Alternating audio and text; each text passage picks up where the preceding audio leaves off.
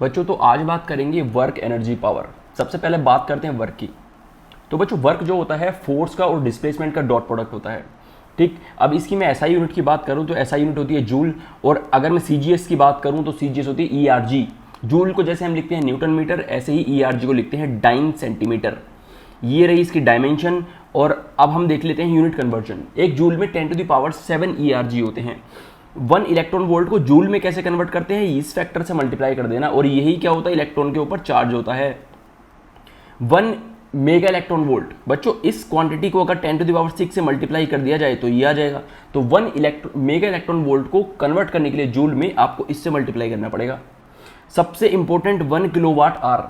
बच्चे कंफ्यूज जाते हैं किलोवाट आवर है क्या, इसको कन्वर्ट कैसे करना है ऐसा यूनिट में।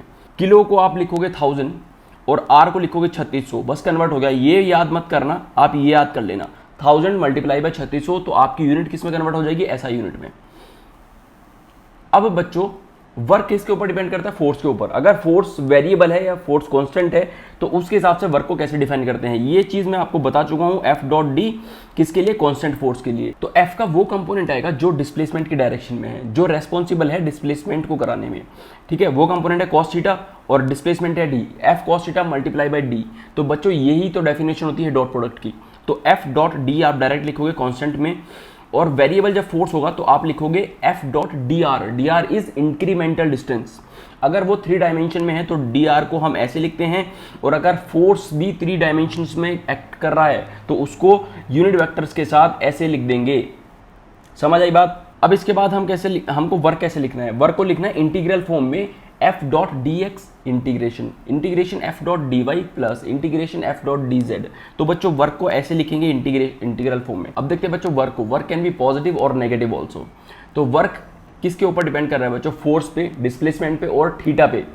तो वर्क के अंदर कॉस थीटा की वैल्यू आती है। कॉस थीटा पॉजिटिव और नेगेटिव दोनों हो सकता है। अगर थीटा की वैल्यू ग्रेटर देन 90 है तो कॉस थीटा नेगेटिव होगा, अगर थीटा की वैल्यू लेस देन 90 है तो कॉस थीटा पॉजिटिव होगा। पॉजिटिव होगा तो वर्क भी पॉजिटिव होगा। कैसे, जैसे फोर्स है, अभी ये डिस्प्लेसमेंट की डायरेक्शन में एक कंपोनेंट दे रहा है, अब यहाँ से डिस्प्लेसमेंट की डायरेक्शन में नहीं, डिस्प्लेसमेंट के अपोजिट एक कंपोनेंट देगा, इसलिए वो क्या करेगा, अपोज करेगा मोशन का, यहाँ पे फेवर करेगा मोशन का। अब एक चीज और है कि थीटा की वैल्यू अगर 90 रख दें तो cos थीटा 0, तो वर्क भी 0। तो जैसे अब एक ब्लॉक है, इसके ऊपर नॉर्मल फोर्स लगा हुआ है, डिस्प्लेसमेंट की डायरेक्शन ये है और नॉर्मल की डायरेक्शन ये है, तो नॉर्मल फोर्स के द्वारा कितना वर्क हुआ होगा बच्चों, 0 वर्क हुआ होगा। ठीक, तो ऐसे ही हम सेंट्रीपिटल फोर्स के लिए भी कह सकते हैं। जब सर्कुलर मोशन में हम किसी पार्टिकल को घुमाते हैं तो सेंट्रीपिटल फोर्स हमेशा सेंटर की तरफ एक्ट करता है, और उसका जो डिस्प्लेसमेंट होता है वो पेरीफेरी में होता है। छोटा छोटा डिस्प्लेसमेंट अगर कंसीडर करो तो हर पॉइंट पे, हर इंक्रीमेंटल चेंज पे डिस्प्लेसमेंट और फोर्स के बीच में कितना एंगल है बच्चों, 90 डिग्री एंगल है, इसलिए वहां पे वर्क डन क्या आ जाएगा, 0 आ जाएगा बच्चों। ठीक, वर्क डन इज 0। यस, अब देखो वर्क डन पे कैसे क्वेश्चन बनते हैं। अब सबसे इंपॉर्टेंट है क्वेश्चन बनाना। सबसे इंपॉर्टेंट है कि क्वेश्चन किस टाइप के आएंगे बच्चों। तो प्रीवियस ईयर से मैं कुछ क्वेश्चन लेके आया हूँ आपके लिए इंपॉर्टेंट क्वेश्चंस। जैसे फोर्स इसमें वेरी हो रहा है बच्चों, और क्या पूछा, वर्क डन पूछा है, तो इंटीग्रेशन कर दोगे आप एफ डॉट डी वाई, और लिमिट ये रही है आपके पास। कितना ईजी क्वेश्चन है। ठीक, अब पार्टिकल मूव हो रहा है from one point two another point, force ये है, तो इन दोनों जब पॉइंट का आप डिफरेंस लोगे तो क्या निकल के आएगा, डिस्प्लेसमेंट वेक्टर आ जाएगा। Displacement vector r2 minus r1 होता है, final position minus initial position. Force आपके पास गिवन है, तो इन दोनों का डॉट प्रोडक्ट कर दोगे, क्या आ जाएगा, वर्क डन निकल के आ जाएगा। कितने इजी क्वेश्चन आ रहे हैं देखो। यूनिफॉर्म फोर्स है, इतना एक्ट कर रहा है 2 kg पार्टिकल पे, particle is displace from this position to this position. बिल्कुल जो अभी ऊपर बताया वैसे ही क्वेश्चन। फोर्स और डिस्प्लेसमेंट के बीच में डायग्राम दिया है, तो इसका एरिया क्या दे देगा बच्चों, वर्क डन दे देगा। सिंपल सी बात है, निकाल लोगे। तो नेक्स्ट क्वेश्चन में बच्चों डिस्प्लेसमेंट का और टाइम का रिलेशन गिवन है, और क्या पूछा, वर्क डन पूछा है। वर्क डन के लिए सबसे पहले क्या चाहिए, फोर्स चाहिए और डिस्प्लेसमेंट चाहिए। चलो डिस्प्लेसमेंट तो मिल जाएगा 2 सेकंड के अंदर। फोर्स कैसे निकालोगे, इसका डिफरेंशिएट करो, वेलोसिटी आएगा, डिफरेंशिएट करो, एक्सेलेरेशन आएगा, एक्सेलेरेशन आ जाएगा कांस्टेंट, आपको मास गिवन है, मास और एक्सेलेरेशन की मल्टीप्लाई करो, फोर्स मिल जाएगा। फोर्स मल्टीप्लाई बाय डिस्प्लेसमेंट कर देना, वर्क डन मिल जाएगा। ठीक है बच्चों, तो वर्क डन से ऐसे ही क्वेश्चन आएंगे, इससे ज़्यादा कॉम्प्लिकेटेड क्वेश्चन नहीं पूछता है नीट में। अब बात करेंगे एनर्जी की बच्चों। तो एनर्जी बच्चों सिंपल चीज़, energy internal capacity to do work, simple, खत्म। अब एनर्जी जो मैकेनिक्स में पढ़ेंगे, 2 ही टाइप की एनर्जी पढ़ेंगे, एक काइनेटिक और एक पोटेंशियल एनर्जी। काइनेटिक एनर्जी को ऐसे लिखते हैं, अब इससे रिलेटेड एक थ्योरम पढ़ेंगे बच्चों, बहुत इंपॉर्टेंट, वर्क एनर्जी थ्योरम। ठीक, यहाँ पे लिखेंगे work done by all forces, जितने भी फोर्सेज आपको क्वेश्चन में गिवन है उन सबका वर्क डन लिख देंगे। उसके बाद उसको क्या इक्वेट कर देंगे, चेंज इन काइनेटिक एनर्जी, मतलब final kinetic energy minus initial kinetic energy. ठीक, अब इसके ऊपर बच्चों क्वेश्चन कैसे आते हैं, काफ़ी क्वेश्चन इस पर पूछे जाते हैं और काफ़ी इंपॉर्टेंट थ्योरम है। कितनी सिंपल थ्योरम है। अब देखो, फोर्स और डिस्प्लेसमेंट डायग्राम गिवन है आपको, क्या निकाल लोगे यहाँ से, वर्क निकाल लोगे। अब इसने बोला है वेलोसिटी बताओ ऑब्जेक्ट की इस पॉइंट पे और इस पॉइंट पे, कैसे बताओगे।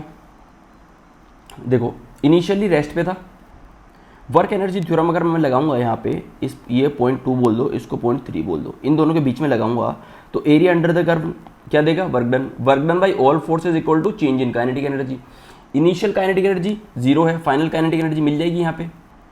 ऐसे ही आप इसके और इसके बीच में लगा देना, या फिर इसके और इसके बीच में लगा देना, वही वर्क एनर्जी थ्योरम लगेगी और आपके पास अपना आंसर आ जाएगा। नेक्स्ट क्वेश्चन में बच्चों एक सिचुएशन है, एक ब्लॉक है जो कि एक्स डायरेक्शन में जा रहा है बच्चों किसी वेव वेलोसिटी से, उसके अपोजिट हमने यहाँ पे एक फोर्स लगाया और उस फोर्स की फाइनल वेलोसिटी पता करनी है हमें।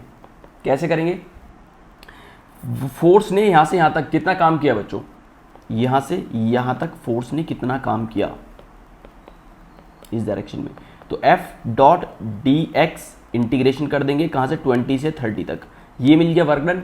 Work done by all forces equal to change in kinetic energy. Initial kinetic energy मिल जाएगी यहाँ से, फाइनल काइनेटिक एनर्जी आप निकाल लोगे। ठीक, अब ये देख सकते हो कितने सिमिलर क्वेश्चन पूछे जा रहे हैं, तो आप बिल्कुल ऐसे ही क्वेश्चन एक्सपेक्ट करेंगे। अब बात करते हैं बच्चों थोड़े बहुत फोर्सेज की, उसके बाद हम पोटेंशियल एनर्जी को डिफाइन करेंगे। फोर्सेज बच्चों, कंजर्वेटिव फोर्स होता है, एक होता है नॉन कंजर्वेटिव फोर्स, एक होता है सेंट्रल फोर्स। सेंट्रल फोर्स क्या होता है बच्चों, पहले ये बात करेंगे। सेंट्रल फोर्स का जो लाइन ऑफ एक्शन होता है बच्चों, वो एक फिक्स्ड पॉइंट से पास होता है, उसी पॉइंट को बोलते हैं सेंटर ऑफ फोर्स। इसके एग्जांपल देख लेते हैं बच्चों, जैसे ग्रेविटेशनल फोर्स आप लोगों ने पढ़ा होगा, ठीक, और जैसे इलेक्ट्रोस्टैटिक फोर्स आप लोगों ने पढ़ा होगा। तो इलेक्ट्रोस्टैटिक फोर्स और ग्रेविटेशनल फोर्स क्या होते हैं, सेंट्रल फोर्स होते हैं बच्चों। All central force are conservative force. अब यहाँ पे देखेंगे कंजर्वेटिव नॉन कंजर्वेटिव क्या होते हैं। कंजर्वेटिव फोर्स वो होते हैं जिनका वर्क डन किसके ऊपर डिपेंड नहीं करता, पाथ के ऊपर डिपेंड नहीं करता। नॉन कंजर्वेटिव फोर्स का वर्क डन पाथ के ऊपर डिपेंड करता है। एग्जाम्पल देखो बच्चों, example gravitational force, electrostatic, elastic, spring. अगर आपके क्वेश्चन में ये सब फोर्सेज हैं तो ये फोर्सेस कंजर्वेटिव हैं। राउंड पाथ में इनका वर्क डन 0 होता है। अगर आपके क्वेश्चन में फ्रिक्शन फोर्स या ड्रैग गिवन है तो वो क्या है, नॉन कंजर्वेटिव फोर्स है बच्चों। राउंड पाथ में उनका वर्क डन 0 नहीं होगा। If these force acting on the system, mechanical energy को कंजर्व कर सकते हो आप। अगर ये फोर्स सिस्टम में एक्ट कर रहे हैं तो कभी भी आप मैकेनिकल एनर्जी को कंजर्व नहीं कर सकते। आप क्या लगाओगे वहां पे, वर्क एनर्जी थ्योरम लगाओगे। वर्क एनर्जी थ्योरम यहाँ लगेगी, यहाँ पे मैकेनिकल एनर्जी कंजर्व लगा दोगे। वर्क एनर्जी थ्योरम तो हर जगह लग जाएगी बच्चों, कंजर्वेटिव और नॉन कंजर्वेटिव दोनों में। ये डिफरेंसेस बहुत सही करके याद कर लो, इसमें से एक क्वेश्चन फंस सकता है बच्चों, ठीक है, इन सब डिफरेंसेस में से। अब देखो पोटेंशियल एनर्जी क्या होती है बच्चों, केवल पोटेंशियल एनर्जी को हम वहां पे डिफाइन करते हैं जहां पे कंजर्वेटिव फोर्सेज का फील्ड होता है। कंजर्वेटिव फोर्स फील्ड में ही पोटेंशियल एनर्जी डिफाइन होती है बच्चों। पोटेंशियल एनर्जी एक रिलेटिव टर्म है, हमेशा इनिशियल पोजीशन से फाइनल पोजीशन की तरफ को आप मूव करोगे तो पोटेंशियल एनर्जी इंक्रीज भी हो सकती है और डिक्रीज भी हो सकती है, लेकिन सबसे पहले आपको रेफरेंस डिसाइड करना पड़ेगा, इसलिए ये हमेशा आपको डिफरेंस में लेनी पड़ेगी। एक इंपॉर्टेंट चीज बच्चों, अब इसकी डेफिनेशन में आएगा external work against conservative force. तो बच्चों फोर्स को लिखते हैं हम पोटेंशियल एनर्जी की डिफरेंशियल फॉर्म में ऐसे, नेगेटिव साइन के साथ। ग्रेडियंट यू भी बोलते हैं बच्चों इसको, gradient U. Force equals to minus gradient U. बच्चों इन छोटे छोटे पॉइंट से भी क्वेश्चन बन सकता है। तो हम ग्रेडियंट यू को कैसे लिखते हैं बच्चों, आई, जे और के कैप की फॉर्म में, लाइक दिस। अब देखो अगर मेरे को पोटेंशियल एनर्जी से निकालनी है तो मैं इंटीग्रल फॉर्म में कैसे लिखूंगा इसको, ऐसे, ठीक है, integration of F dot d x. अब यही तो एरिया अंडर द कर्व होता था। ये क्या है, इसको स्लोप भी तो बोल सकता हूं मैं, u वर्सेस x का स्लोप, मतलब पोटेंशियल एनर्जी वर्सेस डिस्प्लेसमेंट का स्लोप। नेगेटिव साइन के साथ क्या देगा आपको, फोर्स देगा। This is positive force. और अगर ये स्लोप है, मतलब स्लोप पॉजिटिव है, इसका मतलब नेगेटिव फोर्स। समझ आ गया आपको, यहां पे हमेशा पॉजिटिव फोर्स आएगा, यहां नेगेटिव फोर्स आएगा, क्योंकि यहाँ पे एक माइनस लगा हुआ है। तो बच्चों इक्विलिब्रियम देखते हैं, इक्विलिब्रियम में क्या कंडीशन होती है बच्चों, फोर्स 0 होना चाहिए। तो फोर्स तो 0 यहाँ पे भी है, यहाँ पे भी है, यहाँ पे भी है।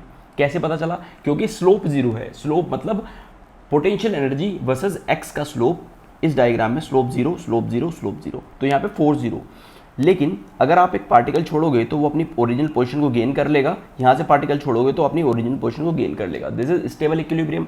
यहाँ से छोड़ोगे तो वो कभी रिटर्न नहीं आ पाएगा, दिस इज अनस्टेबल इक्विलिब्रियम। यहाँ पे छोड़ोगे तो जहाँ छोड़ोगे वहीं पड़ा रहेगा, दिस इज न्यूट्रल इक्विलिब्रियम। एक न्यूट्रल इक्विलिब्रियम में ये पॉइंट और ऐड कर देना कि डबल डिफरेंशिएशन जो होगा पोटेंशियल एनर्जी का डिस्प्लेसमेंट के साथ वो भी आएगा zero. Law of conservation of energy, इससे भी काफी क्वेश्चन पूछे जाएंगे बच्चों। जैसे मैंने एक पार्टिकल को यहाँ से रिलीज किया, इसके पास कितनी काइनेटिक एनर्जी होगी, जीरो, लेकिन पोटेंशियल एनर्जी अगर मैं इसके रेस्पेक्ट में मानूं तो mgh होगी। यहाँ पे पोटेंशियल एनर्जी जीरो होगी लेकिन कुछ ना कुछ काइनेटिक एनर्जी होगी बच्चों। तो अगर मैं यहाँ से एनर्जी टोटल एनर्जी फाइंड करूँ तो टोटल एनर्जी कितनी हो जाएगी बच्चों, half m v square plus potential energy mgh आ गया। तो mgh तो यहाँ पे टोटल एनर्जी है ही, तो हर पॉइंट पे एनर्जी कंजर्व रहेगी अनटिल एंड अनलेस आपके सिस्टम में नॉन कंजर्वेटिव फोर्स ना हो बच्चों। नॉन कंजर्वेटिव फोर्स जैसे फ्रिक्शन वगैरह और ड्रैग। तो देखते हैं बच्चों स्प्रिंग में कैसे लिखते हैं बच्चों पोटेंशियल एनर्जी को। स्प्रिंग क्या करता है, पोटेंशियल एनर्जी को स्टोर करता है, किस फॉर्म में, हाफ के एक्स स्क्वायर।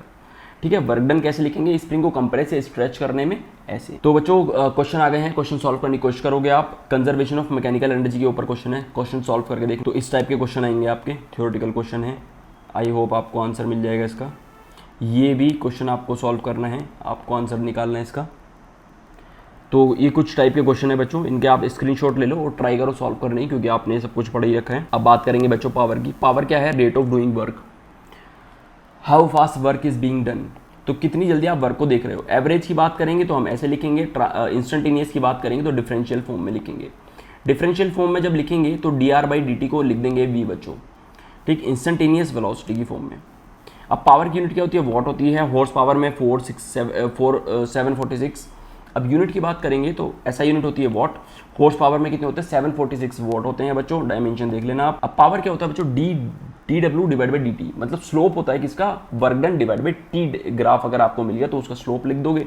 और वर्क डन कैसे निकालोगे, पी डॉट डी का अगर आप इंटीग्रेशन कर दोगे, एरिया अंडर द कर्व क्या देगा, वर्क देगा। इफिशियंसी होती है बच्चों आउटपुट डिवाइड बाई इनपुट। तो बच्चों अलर्ट हो जाओ, नीट में कुछ ऐसे क्वेश्चन मिलेंगे आपको यहाँ पे जैसे कि आप कंफ्यूज होते हो, जैसे पावर के ऊपर। तो हम पहले क्वेश्चन की बात करते हैं जहां पे निकालना रहता है rate at which kinetic energy is imparted to water.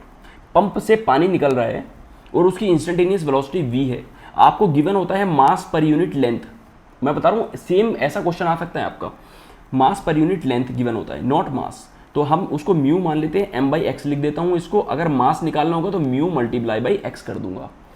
अब देखो काइनेटिक एनर्जी इंपॉर्टेंट पूछा है रेट, तो काइनेटिक एनर्जी लिखता हूँ मैं half m v square.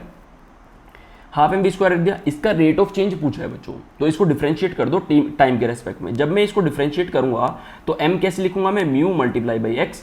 Mu तो कांस्टेंट है क्योंकि क्वेश्चन में गिवन है। dx बाई dt क्या हो जाएगा, v हो जाएगा। तो this is we Q, half mu V Q, half mu V Q. इसको याद कर लो बच्चों, अगर आपको ड्राइव नहीं करना वहाँ पे बैठ के तो आप इसको याद भी कर सकते हो। काइनेटिक एनर्जी में चेंज, रेट ऑफ चेंज ये आएगा आपका। देखो एक चीज पूछते हैं बच्चों, वो पावर को कैसे लिखते हैं, एफ डॉट वी, और एफ को लिखते हैं rate of change of linear momentum. Momentum को लिखते हैं एम वी की फॉर्म में, ठीक। अगर मैं यहाँ पर रख दूं एम वी और बाहर तो वी चल ही रहा है, D M by D T आ गया अगेन, और दिस इज वी स्क्वायर। तो अब D M by D T इसका क्या करूं मैं, अब क्या करेंगे हम, इधर इधर मल्टीप्लाई कर देंगे ऊपर नीचे डी एक्स से। तो d x by D t हो जाएगा बच्चों वी, और d M by d x mu given है आपको, d M by d x क्या गिवन है, म्यू, तो आ जाएगा म्यू वी क्यूब। तो ये हो गई पावर। अगर rate of change of kinetic energy पूछा जाएगा तो this is rate of change of kinetic energy. Power के ऊपर कुछ क्वेश्चन है बच्चों, आप स्क्रीनशॉट ले लो और ट्राई करने की कोशिश करना। एक ये क्वेश्चन हो गया, एक ये क्वेश्चन हुआ, एक ये क्वेश्चन हुआ, एक क्वेश्चन ये रहा, ये रहा। ठीक है बच्चों, तो आई होप आपको थोड़ा बहुत अंडरस्टैंडिंग हुई होगी किस टाइप के क्वेश्चन आपसे पूछे जाएंगे। तो बच्चों ठीक है, टेक केयर, मिलते हैं नेक्स्ट वीडियो में किसी एक नए टॉपिक के साथ।